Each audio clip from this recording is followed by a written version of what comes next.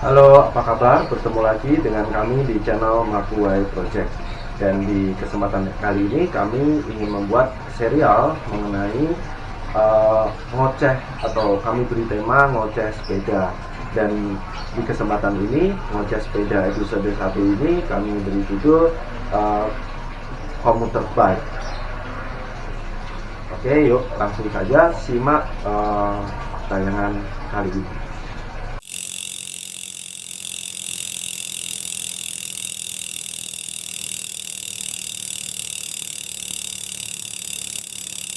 Oke, kenapa kami membuat judul komuter bike? Karena masih banyak pesepeda itu yang bingung.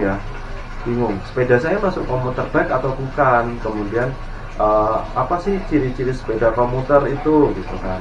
Kita kembalikan dulu ke asal atau definisi dari komuter itu. Komuter adalah perjalanan dari satu tempat ke tempat lain yang bisa didefinisikan juga melewati satu batas area tertentu. Misalnya, bisa kita ambil melewati batas kelurahan, kecamatan, kota atau kabupaten, dan dilaksanakan dalam satu hari.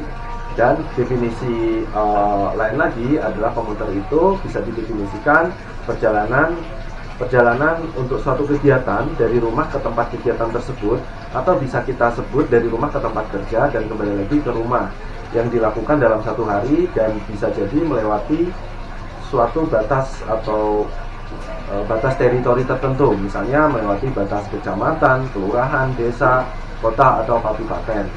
Nah, itu definisi komuter. Nah, saat ini komuter itu diidentikan dengan aktivitas bekerja dari rumah ke tempat kerja dan dari tempat kerja pulang lagi ke rumah, dan dilakukan dalam hari yang sama. Nah, dari makna komuter tersebut, komuter sendiri bisa dilakukan dengan misalnya berjalan kaki, kemudian menggunakan transportasi umum seperti KRL atau bis, dan juga menggunakan kendaraan pribadi. Kemudian masuk ke komuter bike, di mana komuter tersebut aktivitas commuting itu dilakukan dengan bersepeda. Bersepeda bisa dari rumah ke tempat kerja, ataupun bukan ke tempat kerja tapi ke tempat main atau ke tempat kegiatan lainnya, itu bisa disebut komuter. Nah, kemudian bagaimana sih sepeda untuk komuter itu?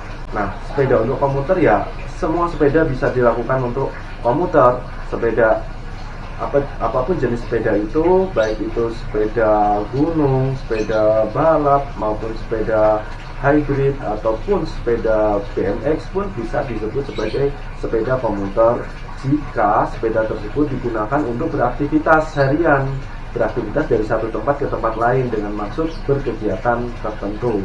Nah, beda lagi ya jika kita bersepeda sport, misalnya menggunakan sepeda road bike untuk tujuan kita adalah untuk berolahraga atau sport, misalnya sejam, 2 jam, 3 jam, maka itu bukan maksud untuk commuting atau bukan termasuk ke sepeda untuk komuter, gitu kan. Tapi sepeda tersebut bisa dilakukan untuk komuter jika tujuannya si pesepeda tersebut menggunakan sepeda road bike tersebut untuk beraktivitas atau bekerja atau bermain lah dari satu tempat ke tempat lain kemudian pulang lagi. Nah, itu sepeda tersebut meskipun itu sepeda sport ya masuk kategori ke sepeda komuter. Jadi tidak ada spesifik tertentu atau ciri tertentu dari sepeda komuter. Apapun sepedanya bisa disebut sepeda komuter.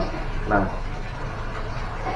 ini yang masih bingung kan, kadang saya punya MTB mau saya jadikan sepeda komuter. Nah, ya MTB itu kalau digunakan untuk bersepeda dari rumah ke tempat kerja atau ke tempat aktivitas tertentu kemudian pulang lagi, ya itu sudah sepeda komuter, gitu kan. Kemudian sepeda lipat, kadang ada yang berpikir sepeda lipat dan sepeda komuter. Kemudian sepeda komuter adalah yang memiliki ban yang tidak selebar MTB, kemudian memiliki